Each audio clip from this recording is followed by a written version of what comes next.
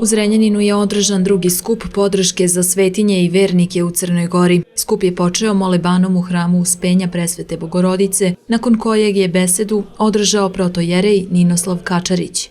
Sveštenstvo, monaštvo i verni narod u Crnoj Gori, boreći se protiv novog zakona o slobodi veroispovesti, bore se za bolju Crnu Goru, za Crnu Goru koja će imati dobre, a ne loše zakone.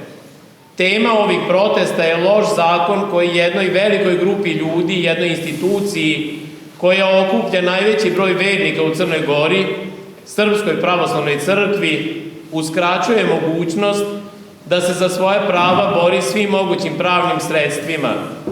Uskraćeni su pravni mehanizmi, uskraćena je prilika da se za crkvenu imovinu bori onako kako se mogu boriti sva fizička i pravna lica u Crnoj Gori do usvajanja ovog zakona.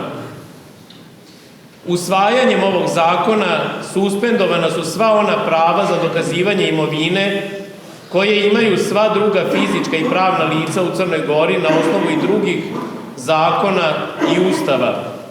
Dakle, ovaj zakon je antiustavan i diskriminiše narod Božiji kao i crkvu.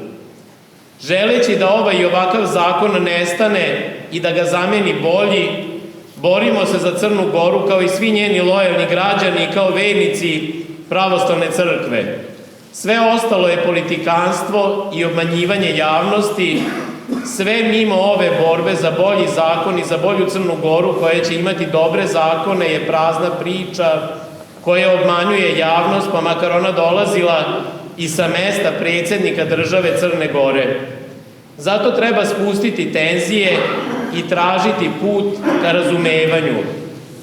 Bog je dao snagu i pribranost narodu da uspeju s obzirom na sve te izazove i iskušenja. Nakon molebana litija je krenula glavnom gradskom ulicom do hrama Sabora Svetih Arhangela.